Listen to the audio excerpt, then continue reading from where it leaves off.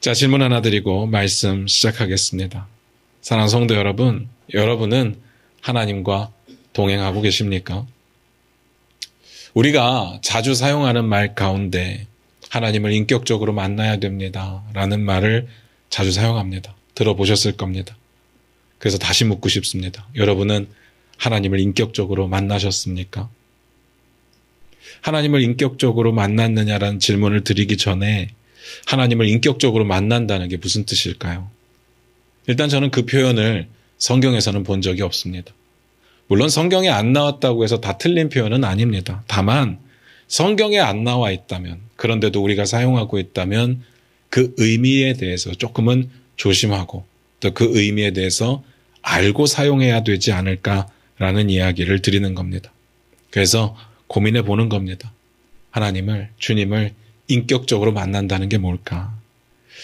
제가 나름대로 사람들의 이야기를 좀 듣고 여러 가지로 생각을 해보니까 정말 천차만별의 의미로 사용을 하더라고요. 사용하는 사람마다 다 각각의 생각을 가지고 사용을 하는 것 같습니다. 그래서 제가 그걸 좀 이렇게 분류를 해봤습니다. 한 3가지 정도로 나뉘더라고요. 이건 제 생각입니다. 첫 번째로 주님을 인격적으로 만났다라고 이야기할 때 꽤 많은 부분들이 신비로운 체험을 했다라는 뜻으로 사용합니다. 하나님의 음성을 들었다든지 환상 중에 하나님을 봤다든지 아니면 말로 표현할 수 없는 신비로운 영적인 체험을 했다든지 그걸 만남이라고 생각을 합니다. 두 번째, 내 삶이 변했다. 변하는 부분은 다양하겠지만 하나님이 원하시는 대로 내 삶이 어느 정도 바뀌었다는 이야기겠죠. 생각이 바뀌고 삶의 자세와 태도가 바뀌고 아니면 그냥 삶 자체가 완전히 변한 사람들도 있죠. 나는 그럴 의도가 없었는데 하나님께서 강권적으로 나를 만져주셔서 나를 바꿔놓으셨다. 그러니까 하나님을 만난 거죠. 세 번째, 우리가 흔히 이런 표현을 씁니다. 내가 누군가로부터 인격적인 대우를 받지 못했다. 이게 무슨 뜻으로 사용하는 이야기인가 하면요. 마땅히 내가 사람인데 사람으로서의 대우를 받아야 되는데 그런 대우를 받지 못한 것 같다. 그래서 내가 자존심 상한다 라는 의미로 사용을 하는 겁니다. 이걸 하나님께 대입을 하는 거죠. 하나님 하나님이시니까 하나님으로 대우를 해드려야 되는데 우리가 지금까지는 그러지 못하다가 이제는 하나님을 하나님답게 인정하기 시작했다 라는 의미로 사용합니다. 하나님은 이미 우리를 찾아와 주셨으니까. 3가지 다 뭘 말하고 싶은 건지 저는 알 것 같아요. 틀렸다는 이야기도 아닙니다. 각각 맞죠. 그런데 저는 핵심은 아닌 것 같습니다. 부분이죠. 그리고 여전히 추상적입니다. 그러면 하나님을 인격적으로 만난다는 게 뭘까요? 제가 고민을 해보니까 이런 표현을 쓰게 된 이유가 일단 시작은 관계 때문인 것 같아요. 하나님과의 깊은 관계. 그래서 성경에서 말하고 있는 하나님과 우리와의 관계를 좀 고민해 봤는데 성경에서 말하는 하나님과 우리와의 관계는 보통 이런 식으로 표현이 됩니다. 왕과 백성, 주인과 종, 아버지와 아들, 신랑과 신부 등으로 표현이 됩니다. 아마도 그 관계를 실질적으로 내 삶에 누린다라는 게 인격적으로 하나님을 만난 거다라는 의미가 아닐까. 그런데 그건 또 무슨 이야기입니까? 방금 말씀드렸던 그런 관계를 내 삶에 실질적으로 누린다는 건 또 뭘까요? 이 관계들을 살펴보니까 공통점이 있습니다.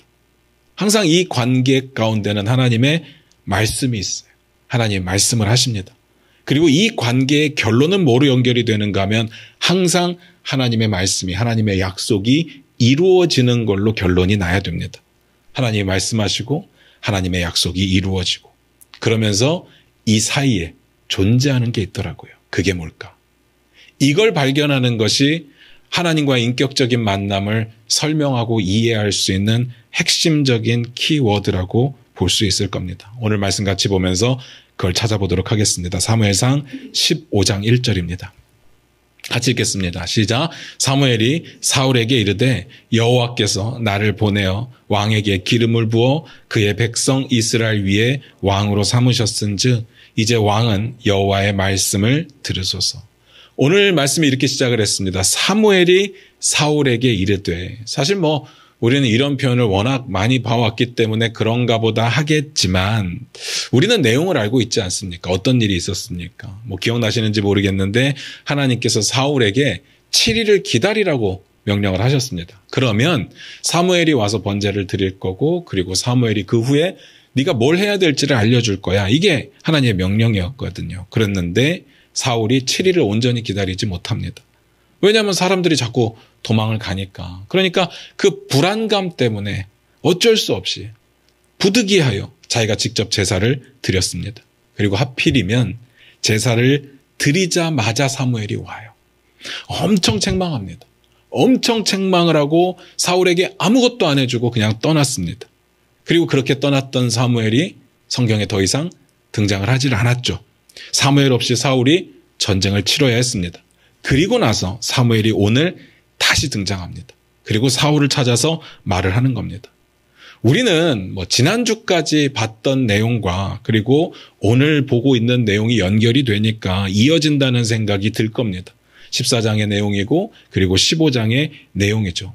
근데 설명하자면 기니까 결론만 말씀드리면요. 지난주에 우리가 봤던 블레셋과의 전쟁 그리고 오늘 본문에 보게 될 아말렉과의 전쟁은 시간적인 갭이 상당하다고 봅니다.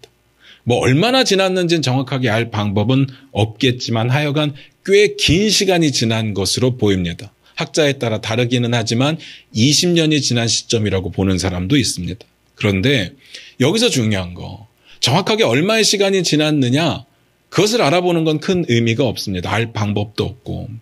그럼 여기서 중요한 건 뭔가 하면 그 사이에 꽤 긴 시간이 흘렀는데 그 사이에 어떤 일이 있었느냐 이 부분이 중요한 겁니다. 사무엘상 14장 47절 48절을 같이 보겠습니다. 같이 읽겠습니다. 시작. 사울이 이스라엘 왕 위에 오른 후에 사방에 있는 모든 대적 곧 모압과 암몬 자손과 에돔과 소바의 왕들과 블레셋 사람들을 쳤는데 향하는 곳마다 이겼고 용감하게 아말렉 사람들을 치고 이스라엘을 그 약탈하는 자들에서 손에서 건졌더라. 뭐라고 되어 있습니까? 간략하게 보면 이런 내용입니다. 이스라엘이 이겼다.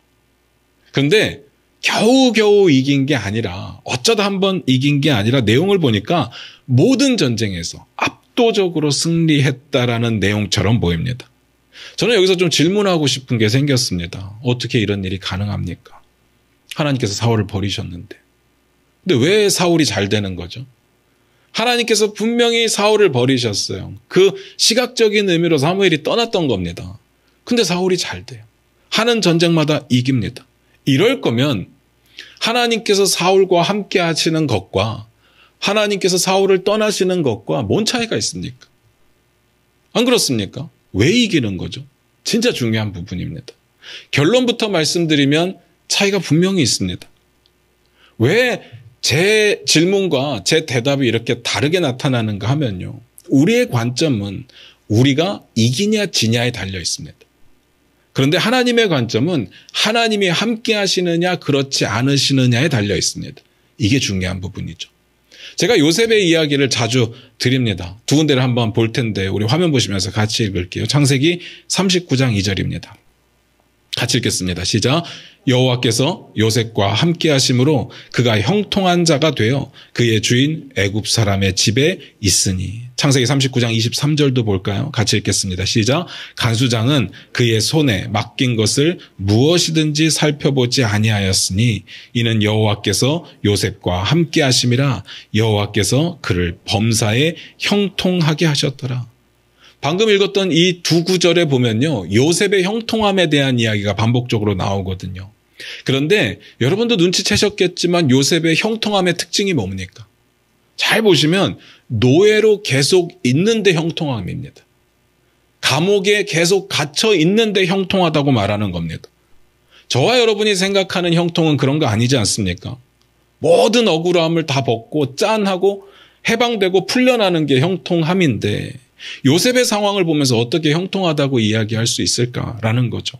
그런데 성경은 형통이라고 이야기합니다. 다시 말씀드릴게요. 우리의 관점은 내가 잘 되느냐 못 되느냐 이걸로 형통이냐 아니냐를 지금까지 결정지어 왔다면 성경의 관점은 하나님이 함께 하시느냐 함께하지 않으시느냐로 형통함과 그렇지 않음을 정하고 있다는 겁니다. 이게 가장 중요한 포인트죠. 여기까지 정리가 되셨나요? 그럼 한번 물어볼게요. 사울이 오늘까지 하나님과 동행하지 않았지만 전쟁은 승리했습니다. 이거 형통함입니까? 아닙니까? 당연히 아닌 겁니다. 전쟁은 이겼지만 사울은 여전히 회개하지 않았고 여전히 순종하지 않았습니다. 그래서 하나님께서 그와 함께하지 않으셨죠. 절대로 형통함이 될 수가 없습니다. 하나님이 함께하지 않는 상황, 우리가 보기에 아무리 잘 돼도 그것은 형통함이 아닙니다. 이걸 잊어버리시면 안 됩니다. 제가 이렇게 말씀드리면 성경을 조금 아시는 분들은 이렇게 말씀하실 수도 있을 것 같아요. 시간이 20년이나 지났는데 사울이 순종했는지 안 했는지, 사울이 회개했는지 안 했는지 어떻게 압니까? 결과적으로 보면 오히려 순종했기 때문에, 회개했기 때문에 일이 잘 된 것 아닙니까? 라고 물으실 수도 있을 것 같아요. 그래서 사무엘상 15장 1절을 다시 한번 보도록 하겠습니다. 같이 읽겠습니다. 시작. 사무엘이 사울에게 이르되 여호와께서 나를 보내어 왕에게 기름을 부어 그의 백성 이스라엘 위에 왕으로 삼으셨은즉 이제 왕은 여호와의 말씀을 들으소서. 사무엘이 뭐라고 했습니까? 간단하게 말씀드리면 하나님께서 당신을 왕으로 세우셨으니까 이제 당신은 하나님의 말씀을 들어야 됩니다. 이걸 조금 풀어서 설명을 해보면 하나님이 세우신 왕은 당연히 하나님의 말씀을 들어야 됩니다라는 뜻이죠. 이게 무슨 말이겠습니까? 지금까지는 네가 왕인데도 불구하고, 하나님이 세우신 왕인데도 불구하고 하나님의 말씀을 듣지 않았다면 이제부터라도, 지금부터라도 하나님의 말씀을 들어야 된다. 그게 왕의 마땅한 자세다라고 말하는 겁니다. 그러면 이 부분에서 우리가 좀 고민을 해봐야 돼요. 중요한 내용이 들어있습니다. 하나님께서 당신을 왕으로 삼으셨으니까 어떻게 하려고요? 이제 왕은 여호와의 말씀을 들어야 된대요. 그렇게 할 때 하나님의 약속이 이루어지는 겁니다. 무슨 말인지 아시겠죠? 제가 서론에서 여쭤봤던 질문이 있었어요. 하나님의 말씀이 있었고 그리고 하나님의 약속은 이루어진다. 이게 하나님과의 만남이고 하나님과의 관계라고 말씀을 드렸고요. 그리고 하나님의 말씀과 하나님의 약속의 성취 사이에 뭔가가 있다라고 말씀을 드렸고요. 그걸 찾는 게 만남을 이해할 수 있는 키워드가 된다고 했습니다. 이제 답이 나왔습니다. 뭐예요? 사울이 들어야 된다고. 여호와의 말씀을 들어야 된다고. 그래서 성경에 보면 계속해서 이스라엘 백성들에게 요구하는 게 뭐예요? 들으라 이스라엘. 들으라 이스라엘. 들어야 된다는 겁니다. 잘 생각해 보세요. 하나님과의 동행함은요, 우리가 아무렇게나 살아도 하나님께서 강권적인 섭리 가운데 우리를 선택하셔서 무조건 우리와 함께 하시고 무조건 우리가 잘 되게 하시고 그런 게 아닙니다. 우리는 그걸 바라죠. 내가 좀 못해도, 내가 좀 실수해도, 내가 좀 실패해도, 내가 좀 회개하지 않아도 하나님의 사랑은 그런 거라고 생각합니다. 내가 무너져 있을 때 하나님 찾아와 주시고 나를 세워주시고 난 아무것도 안 했는데 하나님의 은혜 가운데 나는 설 수 있었습니다. 이걸 원하는 겁니다. 그게 하나님과의 인격적인 만남이라고 이야기를 해요. 근데 하나님과의 동행하심은 아니죠. 하나님은요, 잘 생각해 보시면 이미 우리 가운데 계십니다. 우리와 함께 하십니다. 그러나 그 함께 하심이 동행하심이 되려면 우리가 순종해야 된다는 이야기를 드리는 겁니다. 여러분께 묻고 싶습니다. 하나님의 말씀을 듣고 계십니까? 여기서 듣는다는 건 그냥 귀로 듣는 것을 말씀드리는 게 아니라 순종하는 것까지. 우리가 자식들에게 야, 말 좀 들어라 라고 이야기할 때 그냥 들으라는 이야기가 아니잖아요. 그 말을 듣고 순종하라는 이야기잖아요. 그러고 계시느냐? 질문 좀 바꿔볼까요? 왜 우리의 삶에 하나님의 동행하심이 안 느껴지는 걸까요? 왜 나는 예수를 믿었는데 하나님을 인격적으로 만나지 못한 것 같을까요? 하나님 우리를 떠나신 건가요? 하나님은 아직 우리를 찾아오지 않으셨나요? 어떻게 생각하십니까? 그럴 리가요. 하나님은 말씀하셨습니다. 우리 안에 계시겠다. 하나님 신실하신 하나님이시니까 약속을 지키시는 하나님이시잖아요. 만남이, 하나님과의 인격적인 만남이, 동행하심이 안 이루어진다고 느껴지신다면 문제는 하나님께 있는 게 아니라 우리에게 있는 겁니다. 우리가 하나님의 말씀을 듣고 있지 않기 때문에. 여기까지 정리가 되시죠? 그런데 궁금한 게 있습니다. 사울은 이미 버림받은 거 아닙니까? 그렇잖아요. 사울 버림받았잖아요.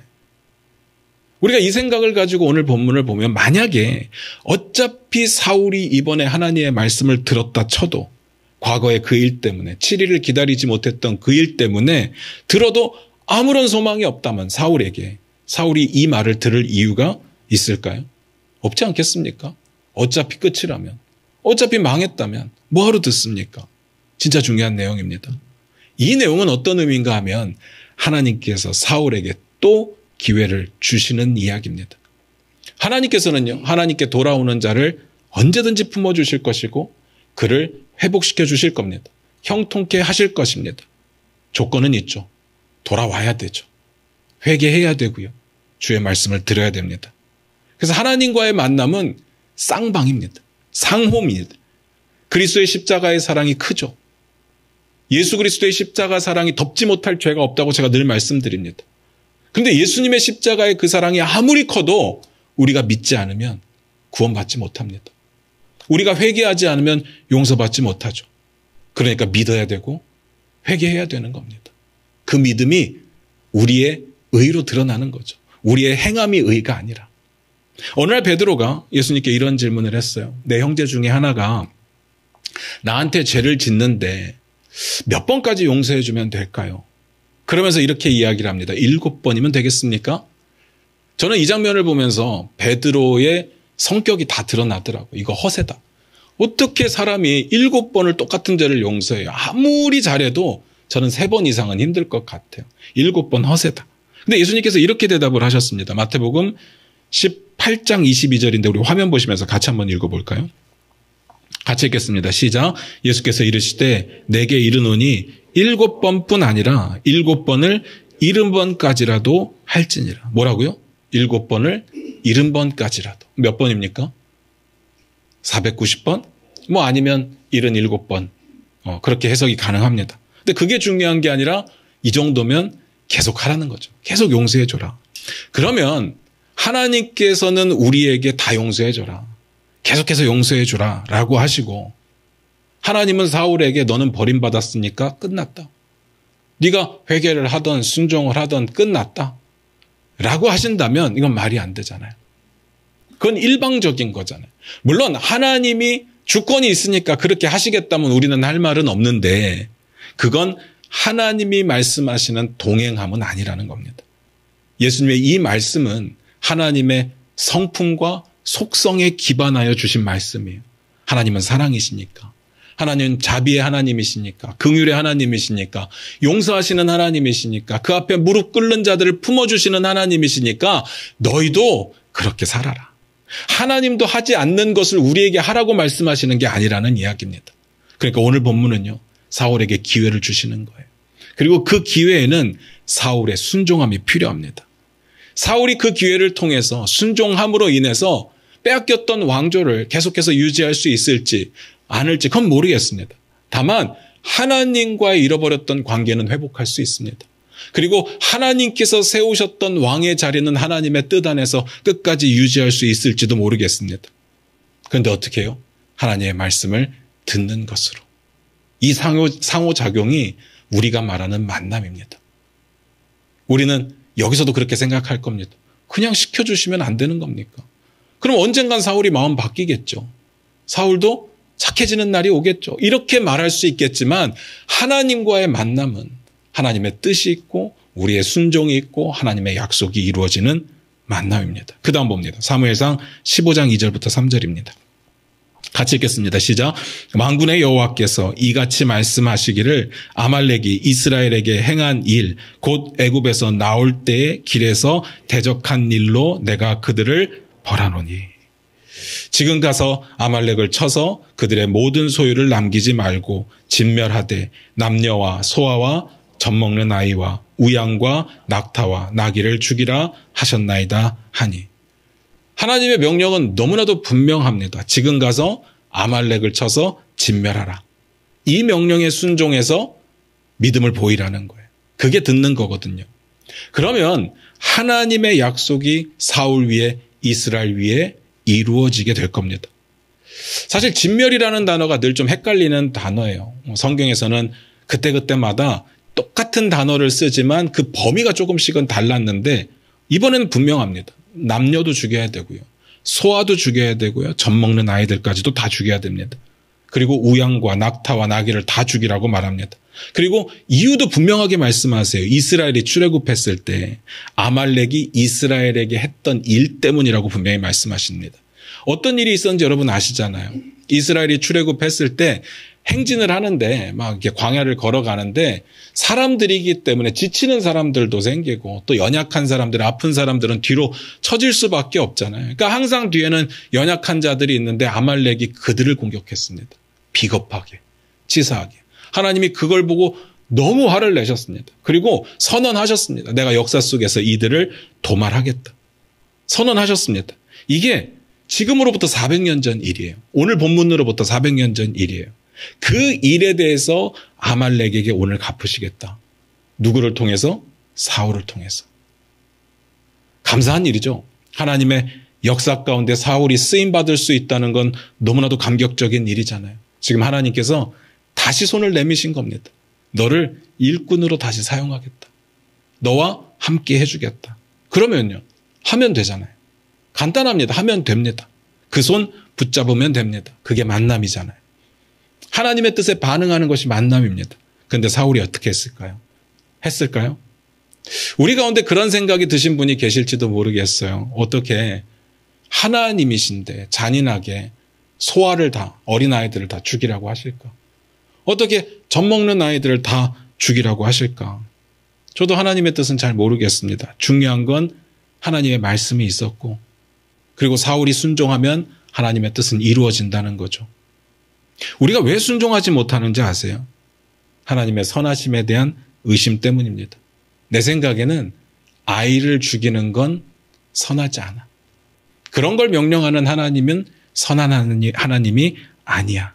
나름 굉장히 이성적이고 합리적이고 그리고 인격적이고 인권을 생각하는 그런 말이죠. 그 이야기를 좀 더 볼게요. 사무엘상 15장 4절입니다. 같이 읽겠습니다. 시작. 사울이 백성을 소집하고 그들을 들라임에서 세어보니 보병이 20만 명이요 유대 사람이 10,000명이라. 사울이 어쨌든 하나님의 말씀을 듣고 움직였습니다. 그래서 백성들을 소집했어요. 군인들을 모았습니다. 몇 명이 모였다고요? 21만 명. 들라임 중요하지 않습니다. 넘어갈게요. 그 다음 봅니다. 사무엘상 15장 5절 6절입니다. 같이 읽겠습니다. 시작. 사울이 아말렉 성에 이르러 골짜기에 복병시키니라. 사울이 겐 사람에게 이르되 아말렉 사람 중에서 떠나가라. 그들과 함께 너희를 멸하게 될까 하노라. 이스라엘 모든 자손이 애굽에서 올라올 때에 너희가 그들을 선대하였느니라. 이에 겐 사람이 아말렉 사람 중에서 떠나니라. 이 부분은 조금 설명을 드릴게요. 지금 사울이 하나님의 명령을 듣고 아말렉을 치러 가는 중인데 근데 바로 공격을 하지 않고 군인들을 복병시켰다고 나와요. 그리고 나서 나오는 내용이 뭔가 하면 전쟁에 대한 이야기가 아니라 갑자기 겐 사람에게 은혜를 베푸는 장면이 나옵니다. 그리고 이유를 이렇게 이야기를 해요. 이스라엘 모든 자손이 애굽에서 올라올 때 너희가 그러니까 겐 사람들이 우리를 선대했기 때문에 그래서 봐주겠다는 거예요. 또 400년 전 이야기를 합니다. 이 긍휼을 오늘 사울을 통해서 갚으시겠다고 이야기를 하는 거예요. 이게 무슨 상황인가 하면 이 겐 사람들은 어떤 사람들인가 하면요. 사실 모세의 장인 이드로, 르우엘이 겐 사람이었습니다. 그 가족들이 광야 시대 내내 이스라엘 백성들과 동행을 하거든요. 이거 한번 보도록 하겠습니다. 민수기 10장 29절부터 32절입니다. 우리 화면 보시면서 같이 읽을게요. 민수기 10장 29절부터 봅니다. 같이 읽겠습니다. 시작. 모세가 모세의 장인 미디안 사람 르우엘의 아들 호밥에게 이르되 여호와께서 주마하신 곳으로 우리가 행진하나니 우리와 동행하자. 그리하면 선대하리라. 여호와께서 이스라엘에게 복을 내리리라 하셨느니라. 호밥이 그에게 이르되 나는 가지 아니하고 내 고향 내 친족에게로 가리라. 모세가 이르되 청하건대 우리를 떠나지 마소서. 당신은 우리가 광야에서 어떻게 진칠지를 하나니 우리의 눈이 되리이다. 우리와 동행하면 여호와께서 우리에게 복을 내리시는 대로 우리도 당신에게 행하리이다. 어떤 내용인지 설명 안 드려도 아시겠죠. 모세가 자기 장인 어른의 아들 호밥에게 부탁을 했대요. 장인 어른의 아들이면 처남이잖아요. 근데 왜 이렇게 표현을 했는지 모르겠어요. 어쨌든 그렇게 부탁을 했어요. 이렇게 말을 했습니다. 우리랑 동행하자. 그리고 우리의 눈이 되어달라. 광야 생활은 너희가 익숙하니까 어떻게 진칠지를 좀 알려주라. 그렇게 함께하면 우리가 선대할게. 하나님께서 결국에는 우리에게 복을 주실 텐데 우리가 그 복을 받으면 우리가 원하는 땅에 들어가면 너희에게도 갚아줄게 라고 이야기를 하는 겁니다.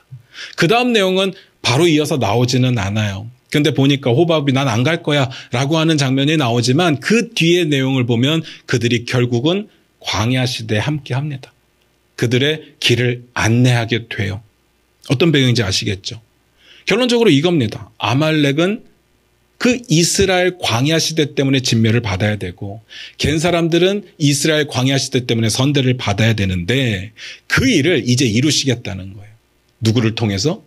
사울을 통해서.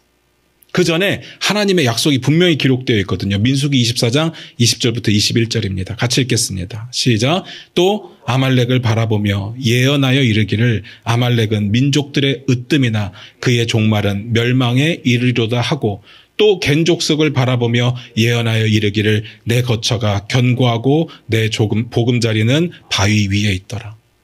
그러니까 400년 전에 하셨던 이 약속을 오늘 사울을 통해서 이루겠다는 겁니다. 저는 여기서 하나님과의 동행이라고 하는 부분을 다시 생각을 해봤어요. 하나님의 말씀이 있고 그리고 하나님께서 이루시겠다고 한 약속이 있고 그 사이에 요구되는 게 뭐냐 하면 사울이 하나님의 말씀을 듣는 거예요. 이스라엘이 하나님의 말씀을 듣는 겁니다. 그래야 하나님의 약속이 성취가 됩니다. 아말렉은 사울의 순종함으로 진멸되고 겐 사람들은 사울의 순종함으로 선대함을 입고 은혜를 누리고 물론 사울이 하나님의 약속을 성취시킨다는 이야기는 아니에요. 그렇게 할 수 있는 분은 예수님 한 분밖에는 없으셨죠. 하나님이 하실 건데 하나님은 하나님의 사람들이 하나님의 역사 가운데 순종함으로 하나님의 역사를 이루는 그 일에 참여하기를 원하셨던 겁니다. 그게 동행이에요. 그게 만남입니다. 그러면 그 순종하는 사람들에게 하나님과 동행하심으로 형통함을 약속하시고 이루어 주시겠다는 거죠. 무슨 말인지 아시겠습니까? 결과적으로 어떻게 되는지 보겠습니다. 사무엘상 15장 7절부터 9절입니다. 같이 읽겠습니다. 시작. 사울이 하일라에서부터 애굽 앞 술에 이르기까지 아말렉 사람을 치고 아말렉 사람의 왕 아각을 사로잡고 칼날로 그의 모든 백성을 진멸하였을 때 사울과 백성이 아각과 그의 양과 소의 가장 좋은 것 또는 기름진 것과 어린 양과 모든 좋은 것을 남기고 진멸하기를 즐겨 아니하고 가치 없고 하찮은 것은 진멸하니라. 사울이 하나님의 명령을 듣고 쳐들어갔습니다. 공격을 해서 이겼습니다. 다 진멸했습니다. 아니 거의 다 진멸을 했습니다. 죽이지 않은 게 있었어요. 왕은 사로잡았다고 나옵니다. 그리고 하나님께서 분명히 진멸에 대한 정의를 말씀하셨잖아요. 모든 짐승 다 죽여라. 근데 아각도 살렸고 아각의 소유 중에 좋아 보이는 것들도 남겼답니다. 그리고 이렇게 사무엘상 기자는 마무리를 짓습니다. 그가 진멸하기를 즐겨 아니하고. 결론적으로 말씀드리면 하나님의 명령에 순종하고 싶지 않았다는 거예요. 그러면 하나님과의 만남은 이루어지지가 않는 거죠. 우리가 앞에서 그런 의문을 제시했잖아요. 하나님이 어떻게 선하신데 어린 아이를 죽이라고 하십니까? 하나님은 선하신데 어떻게 젖 먹는 아이를 죽이라고 하십니까? 그게 어떻게 선입니까? 물론 사울의 입장은 이런 입장은 아니었을 거예요. 우리처럼 이렇게 인권에 대해서 크게 생각하지 않았을 거예요. 사울은 이런 생각이었을 겁니다. 이 좋은 것들을 왜 다 죽입니까? 아깝지 않습니까? 어차피 우리가 하나님께 제사를 드려야 되는데 그때 죽여도 되지 않습니까? 라는 거죠. 잘 들으셔야 됩니다. 이런 이유 저런 이유 어떻게든 이유를 대더라도 결론은 하나입니다. 하나님의 명령에 순종하고 싶지 않은 거예요. 하나님의 말씀을 즐겨 듣지 않는 겁니다. 왜 우리가 웬만하면 순종은 하지만 결정적인 순간마다 무너지게 될까? 왜 결정적인 순간에서 실패하게 될까? 하나님의 말씀을 즐겨 듣지 않기 때문에 순종하고 싶지 않은 겁니다. 그래서 하나님을 인격적으로 만날 수가 없는 거죠. 엄밀히 따지면 만날 수 없는 것도 맞고 우리가 하나님과 만날 생각이 없는 겁니다. 무슨 말인지 아시겠죠? 만남은요, 일방적이지 않으니까. 내 쪽에서는 결정적일 때 포기하는 겁니다. 말씀 마무리 지을게요. 결론이 어떻게 됩니까? 사무엘상 15장 11절입니다. 같이 읽겠습니다. 시작. 내가 사울을 왕으로 세운 것을 후회하노니 그가 돌이켜서 나를 따르지 아니하며 내 명령을 행하지 아니하였음이니라 하신지라. 사무엘이 근심하여 온 밤을 여호와께 부르짖으니라. 분명히 기회를 줬어요. 회복할 수 있는 기회, 하나님과 동행할 수 있는 기회, 하나님의 약속의 성취를 누릴 수 있는 기회, 그걸 사울이 걷어차 버렸습니다. 하나님께서 이렇게 말씀하시는 거예요. 내가 후회한다. 내가 후회한다. 그가 돌아오지 않았다. 그가 따르지 않았다. 내 명령을 듣지 않았다. 그래서 하나님과의 인격적인 만남을 내가 허락하지 않겠다라는 뜻으로 이야기합니다. 사실은 사울이 걷어찬 것 같이 보이지만 그래서 하나님께서 허락하지 않는 거죠. 그 다음 장면에 나옵니다. 사무엘상 15장 22절부터 23절 같이 읽겠습니다. 같이 읽습니다. 시작. 사무엘이 이르되 여호와께서 번제와 다른 제사를 그의 목소리를 청종하는 것을 좋아하심같이 좋아하시겠나이까. 순종이 제사보다 낫고 듣는 것이 수량의 기름보다 나으니 이는 거역하는 것은 점치는 죄와 같고 완고한 것은 사신 우상에게 절하는 죄와 같음이라. 왕이 여호와의 말씀을 버렸으므로 여호와께서도 왕을 버려 왕이 되지 못하게 하셨나이다 하니. 맨 마지막에 뭐라고요?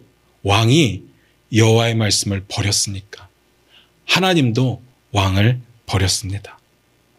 하나님과 동행하는 삶이 뭘까요? 분명히 하나님의 말씀이 있고 하나님의 약속이 있습니다. 그 사이에 우리는 순종함으로 나아가는 거죠. 듣는 겁니다.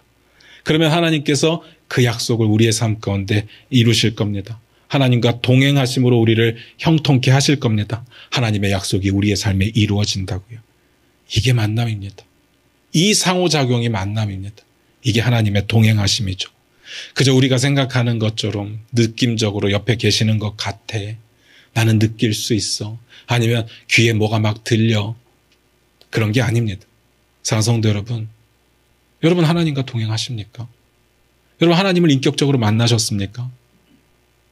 이게 안 된다고 생각하시는 분들은 늘 하나님께 이런 식의 기도를 올릴 겁니다.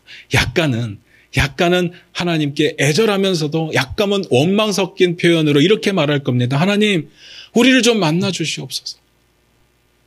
오늘 이 자리에 나와 함께하여 주시옵소서. 우리가 예배 드릴 때 하나님 이 자리에 함께하여 주시옵소서. 이 자리에 임하여 주시옵소서. 하나님의 임재를 기대합니다. 그럴듯한 기도잖아요. 멋진 기도잖아요. 근데 아니에요. 하나님 이미 오셨잖아요. 우리 안에 계시잖아요. 예수 믿는 우리 가운데 하나님은 계신다고 선포하셨잖아요. 중요한 건 우리가 마땅한 반응을 안 했던 거지 하나님이 우리를 버리시거나 우리와 함께하지 않는 게 아니라고요. 그러면서 우리는 마음 가운데 계속 이렇게 생각할 겁니다. 저절로 뭔가가 바뀌기를 바랄 겁니다. 그러면 내가 열심히 할 수 있는데. 뭔가 느낌적으로 알기를 원하고 체험적으로 알기를 원합니다. 체험이 나쁘다는 건 아니에요. 그리고 내 삶이 하나님의 강권적인 섭리 앞에 무릎 꿇고 변하기를 기대하는 겁니다. 그래야 내가 잘 살 수 있을 것 같다. 그래야 내가 하나님의 뜻대로 살 수 있을 것 같다. 아니에요. 주님 이미 계시잖아요. 우리가 예수 믿기로 결정한 거 잘한 것 아닙니까? 그런데 이 과정 가운데 우리의 노력을 말할 수 없는 게 하나님께서 이미 우리 가운데 오셨으니까. 하나님이 먼저 찾아와 주셨으니까. 우리가 선택하여 믿은 것 같지만 성경에 뭐라고 이야기합니까?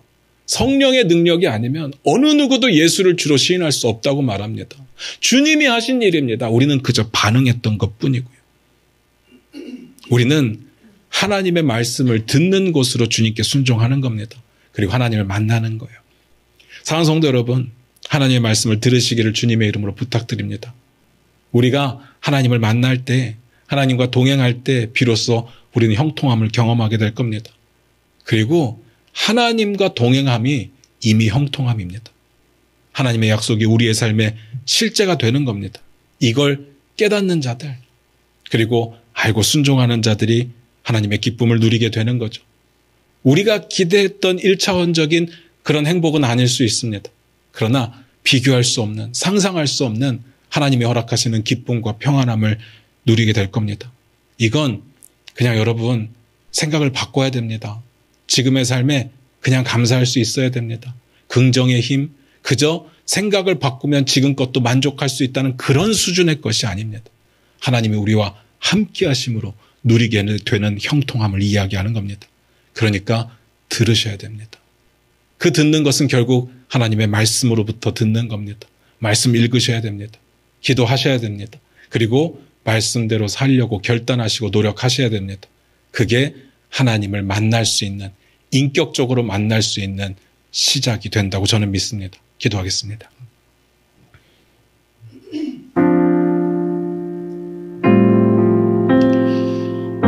우리 같이 기도했으면 좋겠습니다.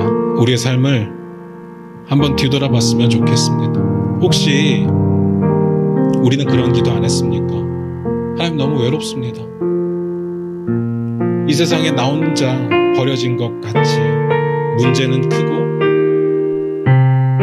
나의 고통은 너무 큰데 하나님은 보이지 않고 하나님의 음성은 들리지 않으니까 너무 외롭고 힘듭니다.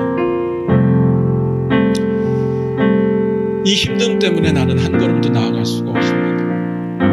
혹시 우리는 그렇게 기도하지 않았습니까? 그런데 정말 신기한 건요, 하나님은 한 번도 우리를 버리신 적이 없습니다. 하나님은 우리를 떠나신 적이 없습니다. 예수 믿는 우리에게 하나님 함께 하시겠다고 약속하셨습니다. 세상 끝날까지 너희와 항상 함께 있으리라. 그런 문제는 우리가 믿지 못했던 거고요, 우리가 듣지 못했던 겁니다. 우리가 순종하지 못했던 겁니다. 그럼 우리의 기도가 바뀌어야 되지 않겠습니까? 하나님, 이제는 하나님의 음성에 귀 기울이겠습니다. 우리에게 주신 말씀을 읽고 묵상하겠습니다. 내 안에 새기겠습니다. 내 것으로 만들겠습니다. 이렇게 기도가 바뀌어야 되지 않겠습니까? 하나님과의 만남은 하나님의 말씀하시고 우리는 듣고 하나님은 약속을 이루시고, 이건데 사실 나는 그럴 여유가 없었습니다. 삶이 바쁘기도 하고 삶이 힘들기도 하고 몸이 아프기도 하고 그래서 어쩔 수 없었습니다. 그래도 날 있는 그대로 받아주시옵소서. 맨날 이렇게만 고백하지 않았습니까? 혹시 하나님의 음성 붙잡고 일어서겠다고, 하나님 붙잡아 달라고, 내가 설 테니까 지켜봐 달라고 그런 기도는 해본 적 없으십니까? 오늘 이 시간 기도할 때 우리의 기도를 좀 바꿔서 기도하겠습니다. 하나님, 이미 우리와 함께 하시는 하나님을 사랑합니다. 우리의 삶에 하나님의 약속을 지키시는 신실하신 하나님을 찬양합니다. 이제는 우리가 순종하겠습니다. 그 순종을 결단하겠습니다. 주님이 내민 손을 우리가 붙잡겠습니다. 주님 도와주시옵소서. 이렇게 바뀐 기도로 주님께 나아갔으면 좋겠습니다. 다 같이 기도하겠습니다.